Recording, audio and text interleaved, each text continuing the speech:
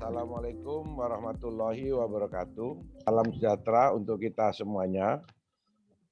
Yang saya hormati Mas Sony selaku founder dari Cenits, yang saya hormati para narasumber yang sudah hadir dan para peserta, juga saudari MC yang saya banggakan.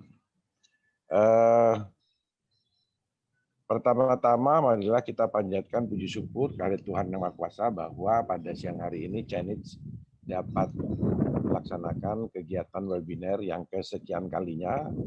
Tentunya ini adalah merupakan kebanggaan dari kami selaku anggota DPR Komisi 7, di mana Cenits ini adalah salah satu lembaga yang berfokus kepada masalah-masalah energi. Apalagi saat ini membicarakan masalah energi baru terbarukan. Saat ini saya ada di Jawa Tengah, jadi tepatnya saya ada di Hotel Patra, Semarang, karena tadi pagi baru bersama-sama dengan Pak Rektor Universitas Diponegoro dan beberapa profesor di dalam rangka FGD tentang draft RUU energi baru terbarukan, yang kebetulan dalam 2 hari ini dibahas di Institut Pertanian Bogor, Universitas Muhammadiyah Malang, dan Universitas Diponegoro Semarang. Nah, saya kebagian yang di Semarang. Dan pada saat ini juga topiknya sangat tepat sekali, juga energi terbarukan, khususnya kalau saya lihat di sini kan Provinsi Jawa Tengah yang akan fokus terhadap masalah energi khususnya surya. Nah, kalau kita membicarakan masalah energi baru terbarukan, maka ini tidak lepas dari komitmen yang sudah dilaksanakan, yaitu pada saat terjadi perjanjian internasional yang disebut yaitu Paris Climate Agreement. Nah, Paris Climate Agreement ini sudah disepakati oleh beberapa negara, kurang lebih 196 negara yang tergabung di PBB, yaitu pada tanggal 22 April 16 ditandatangani. Dan karena Indonesia adalah merupakan negara yang juga ikut, maka Indonesia telah juga meratifikasi undang-undang tersebut, yaitu undang-undang itu sudah diratifikasi oleh Indonesia pada tanggal 25 Oktober 2016, dan peraturan atau dari Presiden juga sudah turun, ya, yaitu Undang-Undang Nomor 16 tahun 2016. Jadi saudara-saudara, masalah ini kalau menurut kami ya terlambat kita ini.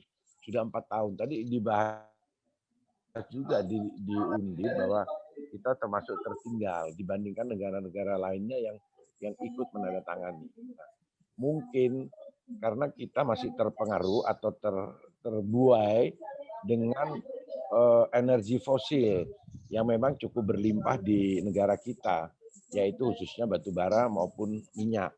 Nah, inilah kenapa energi baru terbarukan ini tertinggal. Dan juga karena masalah harga. Masalah harga ini saya kira relatif dianggap mahal.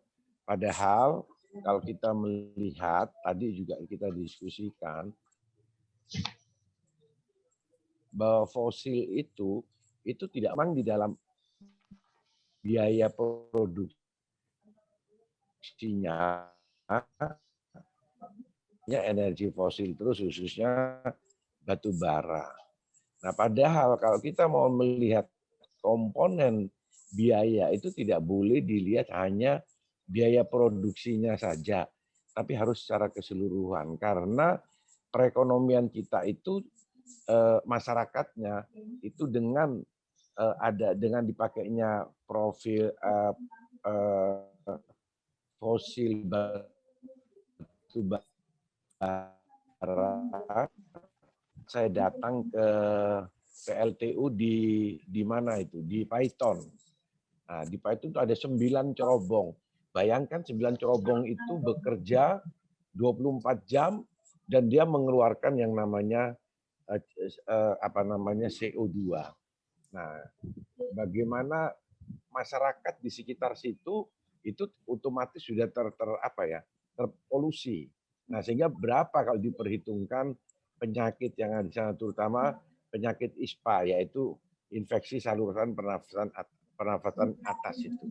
Nah, kita harus juga melihat biaya kesehatan kalau mau menghitungnya. Itu tadi juga menjadi sorotan kita. Nah, sehingga yang diharapkan bahwa energi baru terbarukan ini harus segera. Tetapi pada saat kita sekarang sudah melakukan persiapan pembuatan undang-undang, ternyata masalah ekonomi kita bermasalah lagi sekarang. Jadi kita lihat di tabel, di situ kita lihat pertumbuhan ekonomi Indonesia, coba kita lihat mulai tahun 98 sampai 2020. Tapi kita melihat tadi ini di tahun 2016 sebelum kita krisis. Kita bisa tumbuh 5 sampai perencanaan kita sampai 7%, 8%. Tetapi kenyataannya sekarang minus 5%. Nah, ini adalah permasalahan yang dihadapi oleh negara kita, terutama pemerintah kita di dalam mengembangkan energi terbarukan. Tetapi apakah kita harus berhenti? Tidak. DPR tidak berhenti. Di DPR tetap berjalan, yaitu kita harus menuntaskan yang namanya Undang-Undang EBTKE ini. Nah, karena itu kenapa ini kebutuhan. Kalau kita tidak menyelesaikan ini, saya yakin banyak investor yang tidak akan berani masuk di Indonesia untuk melakukan investasi, yaitu di bidang energi baru terbarukan. Yang paling mudah saja yaitu rooftop, tenaga surya. Nah, ini gambarnya sudah ada. Ada lagi yang namanya pakai tenaga angin. Itu sudah ada, tapi masih tinggi. Yaitu di daerah Sulawesi, ada di mana itu, di Sidrap kalau tidak salah, sama Jeneponto. Masih mahal. PLN masih memberikan harga yang mahal dibandingkan dengan batu bara. Nah, hal-hal inilah yang memang harus ada kehadiran pemerintah. Kalau diserahkan kepada bisnis to bisnis saja, saya yakin PLN tidak akan mampu. Karena PLN itu adalah lembaga pemerintah yang memang mendapatkan spesial monopoli tentang kelistrikan. Sehingga memang PLN yang harus membeli semua produk-produk daripada energi ini, terutama untuk listrik. Nah, sehingga kalau memang ini ada keberpihakan pemerintah dan kita bikin di undang-undang ini, yaitu maka swasta atau BUMN silahkan membuat. Nah, nanti PLN yang membeli, setelah itu disalurkan kepada masyarakat. Kalau diperhitungkan kosnya dengan penurunan kesehatan dan lain-lain, saya yakin itu bisa bisa klop. Tetapi otomatis Indonesia menjadi negara yang bersih lingkungan. Nah, saya menyambut baik sekali apabila pemerintah Provinsi Jawa Tengah yang dipimpin di bawah komando Pak Ganjar ini adalah mempelopori, yaitu provinsi untuk rooftop ini. Karena memang di Jawa Tengah ini beberapa kali saya sampaikan, kebetulan di sini juga ada kepala dinas ESDM, bahwa memang di Jawa Tengah ini adalah provinsi di Jawa yang tidak memiliki sumber gas atau sumber minyak dan gas. Ada di daerah mana itu, di daerah dekatnya Bojonegoro, itu ada ya di situ, tapi cuma kecil sepertiga, yaitu di Blok Cepu. Nah, Blora sana. Nah, itu sangat kecil sekali. Dan itu pun juga pembangunan pipa yang dari Semarang ke Cirebon yang kita sudah persiapkan cukup lama, mulai sejak tahun 2006, malah 2017 sudah diletakkan batu pertama, ternyata sekarang tertunda lagi. Nah, ini hal-hal inilah yang memang membuat Provinsi Jawa Tengah ini dalam hal industri karena memang kesediaan energinya berkurang atau tidak masih kurang atau masih disuplai dari Jawa Timur, maka hal inilah yang membuat belum bisa berkembang dengan maksimal. Nah, sehingga Cenit dengan memfokuskan kegiatan-kegiatan energi di Jawa Tengah, saya juga mengharapkan dan saya juga memberikan komitmen bahwa kita mendukung agar Jawa Tengah ini menjadi provinsi yang industrinya bisa maju dan malah nanti bisa mengalahkan Jawa Timur maupun Jawa Barat. Karena di Jawa Barat banyak energi yang ada. Nah, salah satunya ya kita bisa lihat yaitu melalui energi matahari. Pada saat saya memimpin delegasi Komisi 7 ke Dubai, kami ke salah satu kota namanya Masdar City, yaitu Smart City, yaitu kota yang digerakkan energinya semua hanya dengan surya, matahari. Nah, itu kotanya bersih sekali, tidak ada kelihatan kotor atau ada hitam-hitam yang kalau memangnya kita lihat seperti yang ada di daerah kita. Nah, itu mereka 100% adalah pakai tenaga surya. Nah, saya tanya sama CEO-nya, nah kebetulan waktu kita dialog, dia bilang, kenapa Anda ini kan negara super dolar, yaitu ya petrodolar. Saya bilang gitu. Petrodolar itu adalah negara di daerah di mana di Timur Tengah, terutama hal ini waktu itu kita ke Dubai, mereka punya sumber minyak yang berlebih-lebihan. Mereka sampai ekspor kemana-mana. Nah, mereka sampaikan bahwa itu adalah anugerah Tuhan. Itu untuk anak cucu kita. Kita tidak boleh habiskan. Karena itu akan habis kalau diambil terus. Ada anugerah Tuhan yang setiap hari kita terima, tapi kita biarkan begitu saja, yaitu matahari. Makanya mataharilah yang dipakai oleh negara tersebut menjadi tenaga atau energi yang dipakai besar-besaran mereka di sana. Dan mereka mengatakan bahwa di Indonesia permasalahan kalau untuk surya ini adalah masalah lahan. Nah, jadi Pak Kepala Dinas SDM bisa juga nanti didiskusikan ini masalah tanah yang jadi masalah itu. Karena rooftop itu membutuhkan permukaan yang cukup luas. Saya 2 bulan yang lalu ke Bali, ke salah satu kabupaten di Bali, itu pemerintah daerah yang punya sudah. Tapi kecil, karena apa? Karena tanah. Nah, yang dipakai adalah tanah kas desa.